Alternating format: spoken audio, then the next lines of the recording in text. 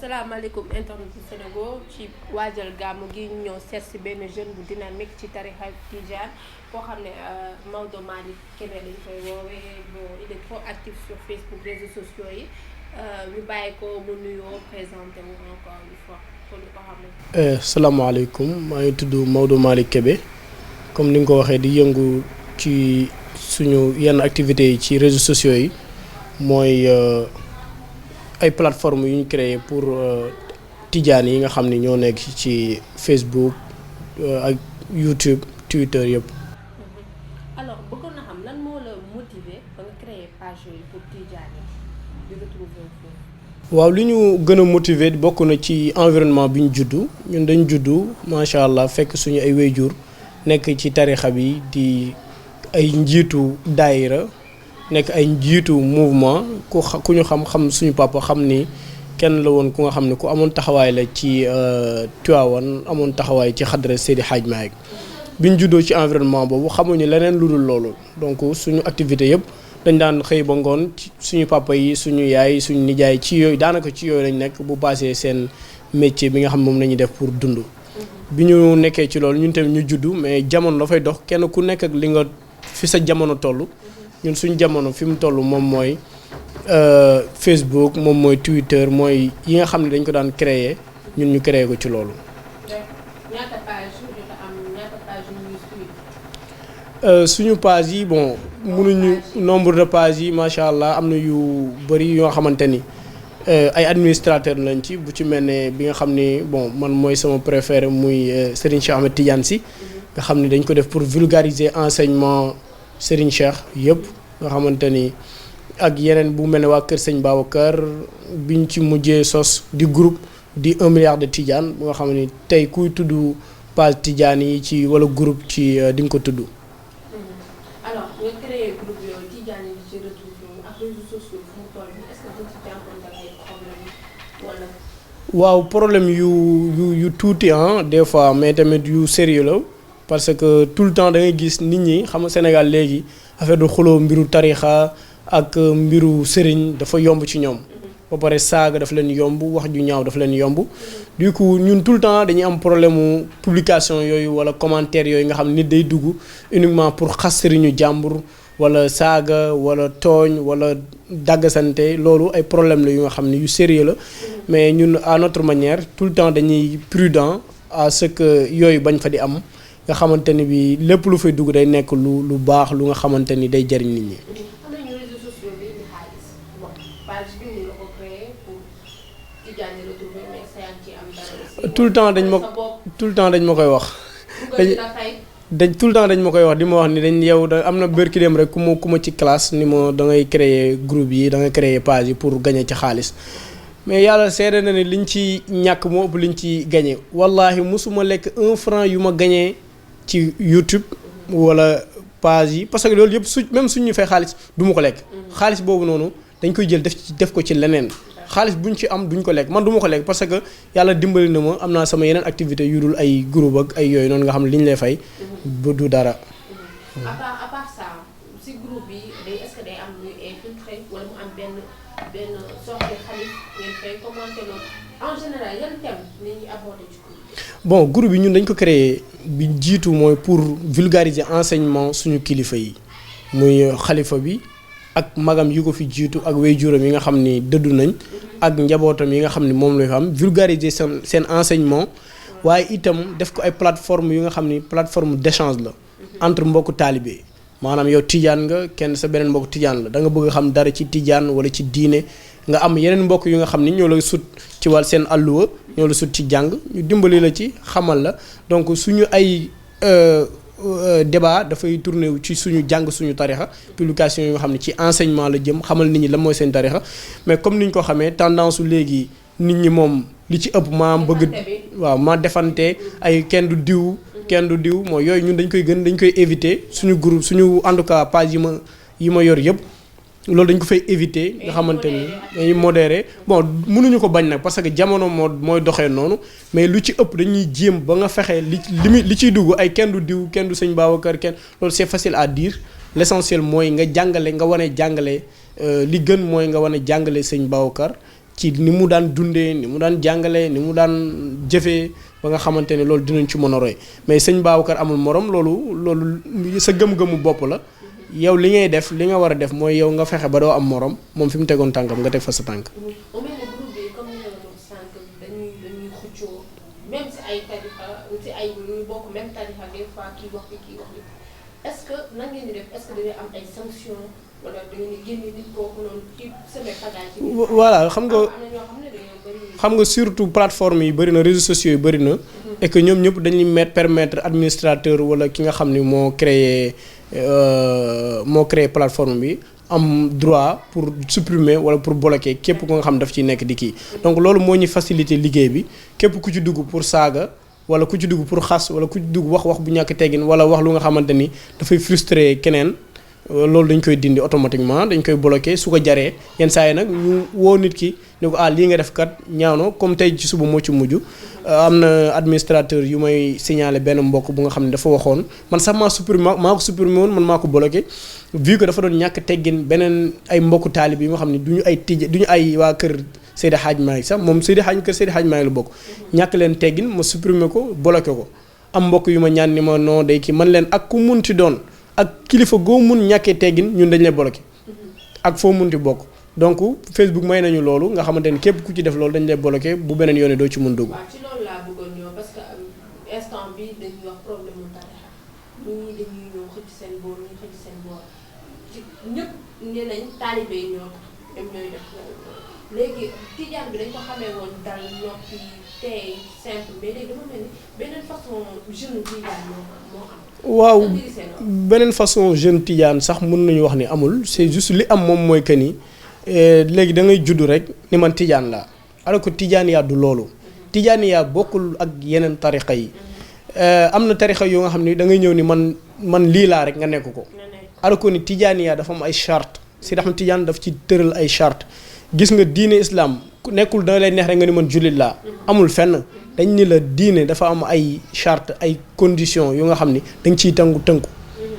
diine ji xam ne ku bëgg nekk jullit da ngay tënku ci julli woor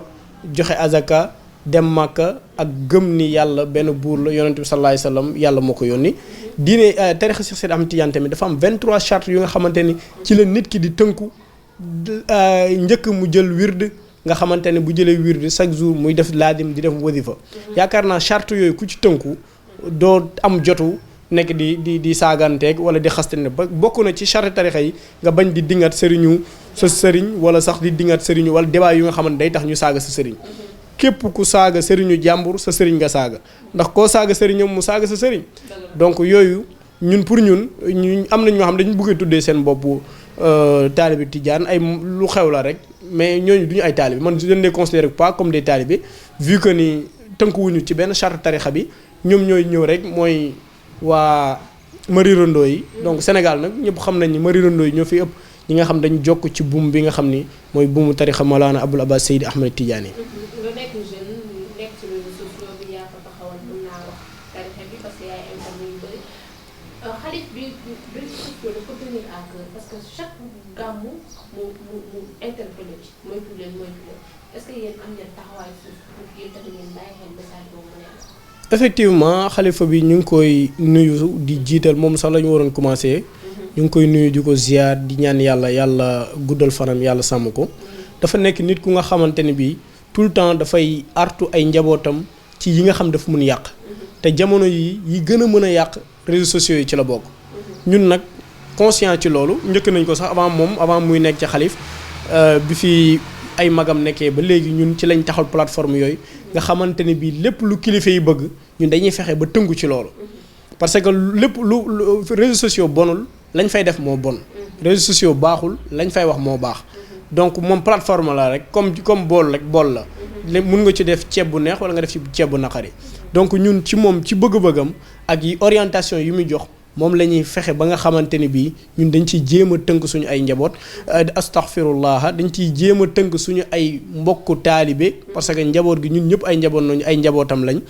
ñu jéem leen ci nga xamante ni ci canevas boobu la ñuy dugg moom su amee message yu mu lancé yu mu wax yu mu lancé yu mu bëgg mu jàll ñun foofu lañ koy dugal parce que tamit moom su nee bàyyi leen réseaux sociaux yi il faut non pas du wax sax loolu mais day wax ni moytu leen wax ci lu ñaaw ci réseaux sociaux yi loolu su ko waxee ci réseaux sociaux yi nga mën a dugal loolu pour loolu jàll donc loolu rek la ñun dañ ko def pour rek moom accompagner ko ci liggéeyam bi nga xam ni moom la ko mag ñi jox te Mawlaa Abdoul Aziz Al Amin bàyyee ko fi muy continuer nga xamante ni ci maam yeeg Seydi Ahmed Tidiane lañ ko donnee ba léegi ñun tamit ñuy taxaw rek pour di ko dimbali suñu bopp di jaarale suñu tarbiya foofu. D'accord. Mis à part réseaux sociaux yi est-ce que yow en tant que jeune pour suqali gën a suuxat tarixa bi am na yeneen activité ngay def yoo xam ne peut-être dina gën a nekk en corrélation ak li ngay defar. voilà ñun activités yi ñuy def yëpp daanaka pour man sama dund yëpp dafa tënku ci Tivaouane man mun naa wax ni man produit Tivaouane la lépp lu may def day ànd ak Tivaouane man su ma bëggee innover ci dara sax loolu day laal Tivaouane sama xalaat yëpp ci luy jëmale Tivaouane kanam la même si tuuti nañ ci wante yàlla ñu ci defal sutura li ñu njëkk a taxawal moom mooy di faciliter taalibe yi ñuy dem Tivaouane parce que taalibe yi dañ daan am ay problème man dama ci doon rencontrer ay problème dama daan xëy bëgg dem ziyaare du ma am fu ma jëlee oto boo bëggee dem Tivaouane tey fan ngay jëlee oto il faut nga dem ba boo maraîcher dafa metti boo demee ba Tivaouane fi ngay wàcc garage bëgg a jël voiture wala Jakarta wala oto mu wërale la jàkki dafa metti c'est difficile ci loolu lañ taxaw li nga xam ne moom lañ tuddee sunu yoonu Tivaouane ndax comme li ma la waxee léegi tijaan bi mënul nekk tijaan tant que tënkuwul ci ay charte taalibe Serigne Babacar Sy tamit mënoo wax ne man taalibe Serigne Babacar la wala taalibe Alaaji Maalik la te tënkuwoo ci ay charte mënul nekk te Serigne Babacar Sy radiyallahu anhu dafa joxe juróom mu ni képp kuy sama taalibe juróom yooyu da nga ciy tënku mu ni benn bi mooy sa diine képp ku nga xamante ni tënkuwoo ci sa diine doo julli doo woor doo def li la yàlla sant ci sa diine doo taalibe Seydi Hadji Malick doo taalibe Serigne Babacar Sy képp ku nga xam ne fonkuloo sa tarixa doo wird doo laadim amoo sax yéen a jël wird yaa danga soppe nga waaye doo taalibe Seydi Hadji Malick doo taalibe Serigne Babacar képp ku nga xam ni amuloo métier yi may wax Serigne Babacar moo ko wax képp ku nga xam ne amuloo métier nanguwuloo liggéey da nga bëgg téye sa bopp ci ñaan ak ci ñàkk fayda amuloo personnalité doo taalibe Serigne Babacar ndax Serigne Babacar daf ko boole ci ay charte pour nga nekk taalibeem mu ni ak seen daayira képp ku nga xam ne bokkul daayira du amul àlluwa bu nga xam ne da ciy nafar di ci jàng diineem kooku du taalibe Serigne Babacar Sy mu teg ci juróomeel bi mu ni ak seen yoonu Tivaouane képp ku dul dem Tivaouane doo ziyaare Seydil Hadji Malick yaa def sa bopp njabootu Sëñ Babacar waaye moom defu la sa taalibe ndax juróom yooyu la waxoon képp ku ko mën nga koy def seen diine seen tarixa seen i métier seen i daayira ak seen yoonu Tivaouane ñun nag pour yombalal taalibe yi yooyu ponk juróomeelu ponk boobu ndax daayira am na fi métier ku nekk yaa koy doon sa bopp lii nga xamante ni mooy tarixa bi tamit yaa ci góorgóorlu sa bopp diine tamit yaa julli sa bopp suñu yoon Tivaouane nag ñu gis ni dafa nekk trajet bu nga xam ni dem ci day xaw a jafe ñu créé li nga xam mooy suñu yoon Tivaouane chaque dimanche ñu def convoiturage lañ koy tuddee xaw ma maanaam bokk benn oto dem Tivaouane ziyaare ji Seydil Hadji Malick ak njabootam yëpp nga xamante ni day yomb nga xamante ni da nga ñëw jël la yóbbu la indiwaat la nga ziyaar chaque dimanche ñu def ko pour yombalal taalibe yi seen ziyaara ak seen ñuy ressourcé wu ci teen bi nga xam ni mooy teenu leeru bu maam Seydil Hadji Malick ak njabootam. ñu ngi jublu ci gàmmu gi en tant que jeune comme ni nga wax lépp laay Tivaouane donc ci gàmmu gi lan mooy sa taxawaay nga bokk Coskas lan ngay demee ci gàmmu gi. suñu taxawaay ci gàmmu gi en tant que membre ci comité d'organisation bi liñ ci kilifa yi sant la ñuy def daanaka ñi ngi ci di ci góorgóorlu bokk nañ tamit ci ñi nga xamante ni bi xëy na ci wàllu communication réseaux sociaux yi suñu ci dul ñi ci ëpp solo bokk nañ ci bokk ndax am na ñeneen ñi nga xam ne ñoo yor communication waaye ñu ñi ngi ci biir di jàpp rek di yëngu bu passé loolu yeneen yi suñu ay mbiru bopp la moom mooy taxawal ba fépp fu nga xamante ni la nga mën jàppale sa ay mbokk ci sa ci wàllu teraanga yañ fay def nga taxaw ci ak lépp lu nga xamante ni bi taali bi da koy soxla pour Tivaouane mën a yomb nga ñu def ko te mooy oto yi ngay wax tamit dañ ciy taxaw fexe ba taalibe yi léegi bi nga ñëwee gis nga ñi ngi woote di bëgg ku dem Tivaouane fexe ba taalibe yi seen dem Tivaouane yomb ci oto yi nga xam ne moom la ñu am ñu jënd jox leen taalibe bu nga xam ni dafa bëgg ñu yóbbu ko indi ko loolu daal mooy suñu taxawaay ci kii bi li ci des jouru gàmmu gi ak fanu gàmmu gi lay nekk te mooy jàpp ci organisation gàmmu gi lépp lu mu laaj en tant que jeune en tant que membre comité d'organisation bi ñu taxaw ci suñu kéem kattan.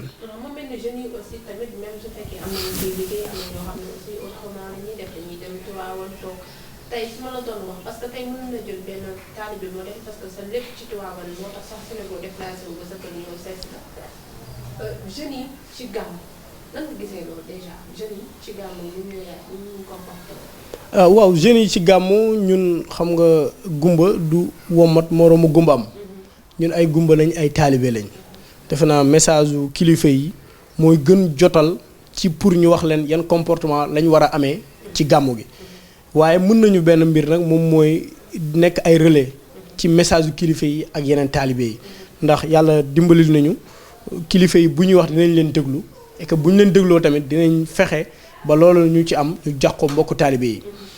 damay jël benn exemple rek bu nga xamante ni moom mooy bi Serigne Cheikh Ahmed Tidiane bu Serigne Mansour wax ci defe na 4e jour burdu xaw ma 5e bi Arabi Niass ñëwee Tiwaawan mu wax ni. képp ko wax ni taalibe Seydil Hadji Malick nga kenn gënu laa dugg moom mooy que ni boo nee taalibe Seydil Hadji Malick nga am na yoo xam ni sañatoo ko am na yoo xamante ni waratu la ndax sa kilifa dafa tënku woon ci sunna tënku woon ci charia tënku woon ci xaqiqa ba nga xamante ni bii lépp lu mu daan def day am cëslaay day am fu mu ko teg yàlla du ko ci jéppi yonent bi sallallahu alayhi wasallam du ko ci jéppi ay mbokku taalibeem duñ ko ci jéppi donc message boobu Serigne Cheikh Ahmed Tidiane Sy lancé dafa nekk lu am solo mooy ne ñëpp conscient que ni ñun duñu ay njabootu jàmbur ay njabootu Seydil Hadji Malick lañ ku nekk njabootu Seydil Hadji Malick nag am na lu la war waaye am na loo xamante ni waru la donc jeunes yëpp bu ñu conscient wee ci loolu suñ demee Tivaouane am na doxin bu ñu war a doxal budul doxinu li xew te moom mooy yow na nga feeñ rek sa yoon nekkul ci gàmmu gi alors que ni gàmmu benn moment la bu nga xamante ni nit ki daf ci war a nammaat pas-pasam nammaat cofeelam bi mu am ci yonent bi sallallahu alayhi wasallam nammaat boobu nag nekkul ay sañse rek moo koy def nekkul tamit xaabar yi ak wër dal bu nekk nga nuyoo fa déedéet koo bëgg a seeti mën nga bàyyi ba ñëw Dakar nga seeti ko wala boog ñi nga xam ne xëy na mënoo leen bañ a mën a seeti période gàmmu ngeen am mën nga leen seeti mais li ci gën a am solo daal moom mooy li kilifa yi santaane te mooy lan mooy ñu jaamu yàlla ci zikr jaamu yàlla ci wax ju rafet wax bu am farata foo leen toog sax ñu nar fa jëw ñu séddoo benn dog salaatul faatiha jàng ko donc je crois que ni loolu ñun boog en tout cas man personnellement loolu mooy sama taxawaay et que loolu kilifa yi tout le temps moom lañu daan santaane Mawlaay Abdou Aziz Al Amine bi mu fi nekkee discours am yëpp loolu la woon danañ artu taalibe yi ci ñu bàyyi ay yenn yu nga xam ne ay futilité la ñu gën a nammaat seen bopp fu ñu dajee wasifa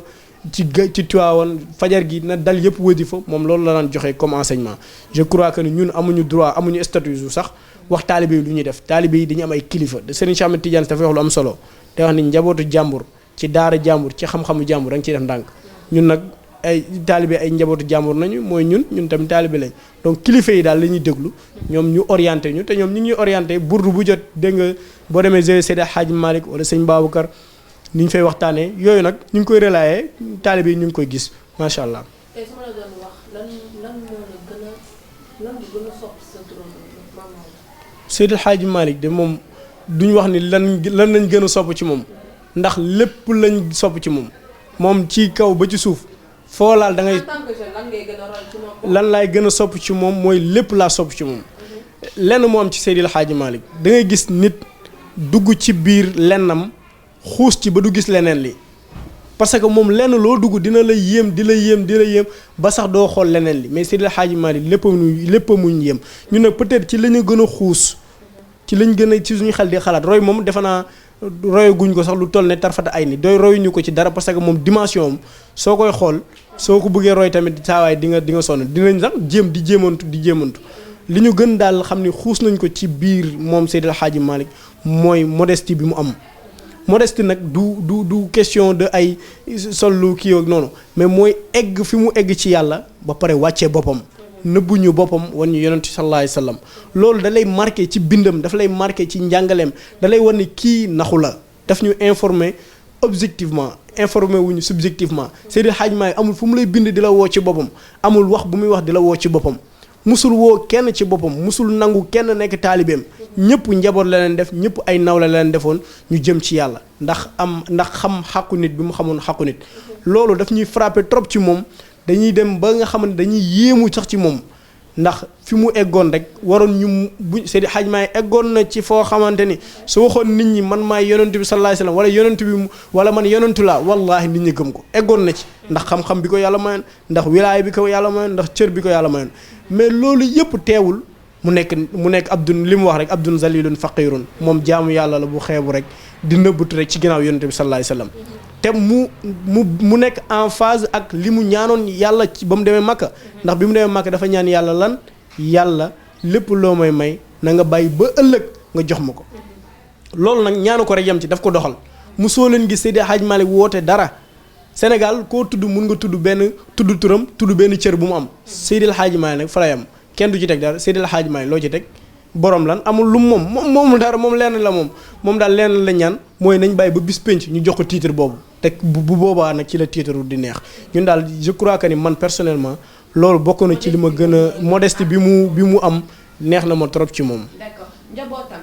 nan nga mel ak moom en tant que jeune est-ce que yaa ngi fréquenté est-ce que yaa ngi dooleeku ci ñoom.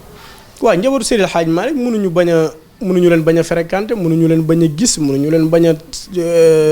di dem ci ñoom parce que. wax naa la comme ni ma la waxee ñun dañu judd sama papa benn jour benn bis maa ngi fàttaliku yàlla na yàlla dolli leeram dama ko fekk ci suñu kër fii ci suuf ci rez-de-chaussée bi ma ñëw ma ne ko ma guddee ñëw fekk mu tëdd moom mi ngi jógee Kaolack ñëw ci kër gi nuyu ma ko ma dem tëddi man tamit fekk guddi na mu xëy ni ma lu tax ba nga ñëwee nuyu woo ma ne ko dama demoon Tivaouane ma guddee ñëw fekk nga fatu mu ne ma ah kon de defal loola neex mu ne ma fekk yaa ngi dem Tivaouane bu la neex sax bul mu nuyooti bal naa la ko maanaam bu la fekk yaa ngi dem Tivaouane sama àq yi dox sama diggante yow bal naa la ko lu la neex defal donc ñun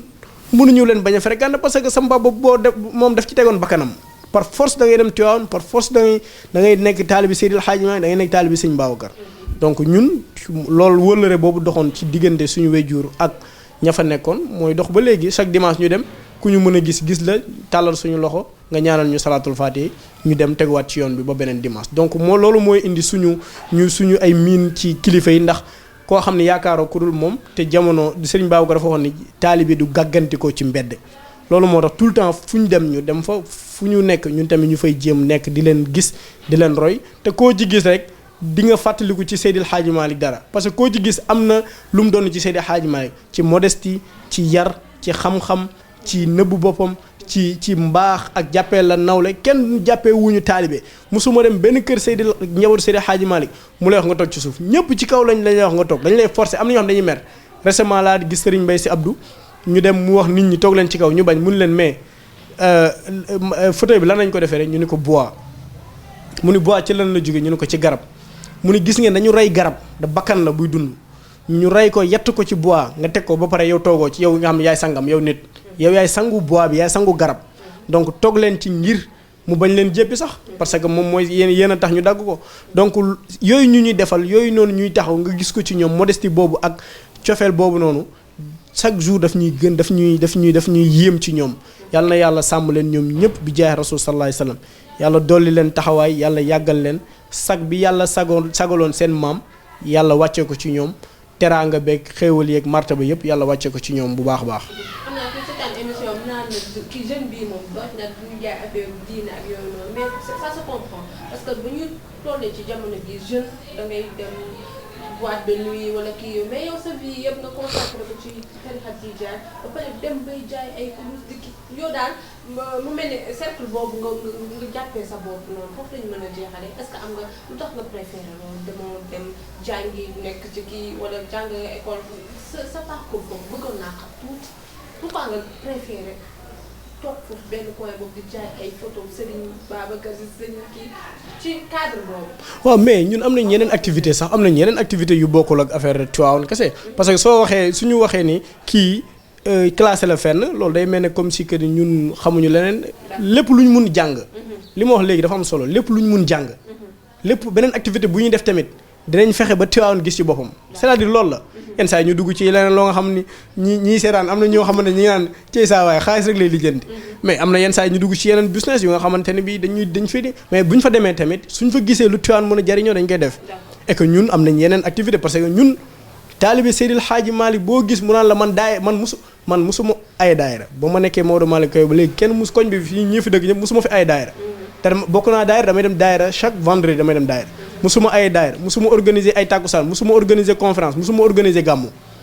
yooyu du sama style maanaam man yooyu du sama style mais damay fexe lu nga xamante ni Tivaouane da ci mun jariñoo sans pour organiser ay gàmmu wala pour organiser conférence wala pour organiser daayira nekkuma tamit nit ku nga xamante ni nit ku nga xamante ni amul défaut wala nitu diine rek laa déedéet maa ëpp défaut ñëpp maa ëpp sikk ñëpp maa gën a yées ñëpp maa ngi nag ñaan ci barke Seydi Hadj Malick yàlla di ma jéem dimbali may tegu ci yoon kurus yi tamit bokk na ci li ñuy xalaat comme ni ma la waxee man lu ma gis muy jariñ taalibe dama koy def taalibe dañu daan soxla kurus nekk à l'étranger wala nekk feneen bëgg jënd kurus xamuñu ku leen di jaay kurus boo nekkee Italie tey fooy jëndee kurus Sénégal mënoo toog ci internet nga jënd kurus ñu fexe ba créer li ñuy tuddee ngeen baal ñu ci publicité boutique Tidiane nekk lu nga xamante ne pour jaay kurus rek la fépp fu taalibe nekk ci Sénégal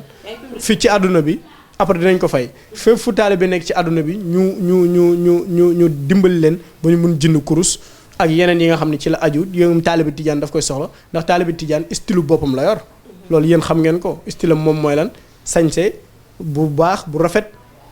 parfum bu neex correct sell yiw ngir lan ngir mën a jaamu yàlla bu baax donc loolu moo tax ñuy jaay kurus macha allah yàlla ñu ci defal sutura ñu ci yëngatu pour rek dimbali taalibe yi tamit même si ñu ngi ci suturlu taalibe yi di mën a am accès ci lépp lu nga xam dañ soxla ñun pour ñun développement tamit yu détails yooyu noonu daf ci bokk ci pour développement suñu xadra suñu communauté. D'accord, ma bàyyi la nga tàggatoo lan ngay préparé gàmmu gi wala boog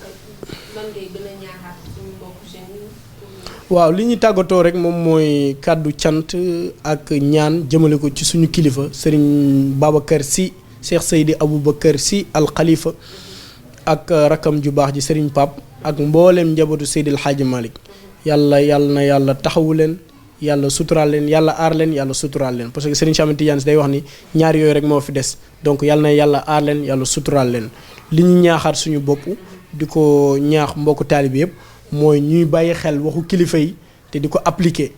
kilifa boo amee kilifa te kilifa bi musul def luñ koy xeebee musul wax luñ koy xeebee yow tamit da ngay fexe rek di ko déglu fu mu la tegloo tànk nga teg ko fa ñu ngi leen di ñaanal bu baax gàmmu gi ñu dugg ci bismillahi rahmaani rahim génn ci alhamdulillahi rabbil alamin ñu ngi remercier tamit waa Sénégal yëpp ci déplacement bi ñëw ba fii pour rek ñu saafante yàlla na yàlla fay bi jaay rasul sallallahu alayhi wasallam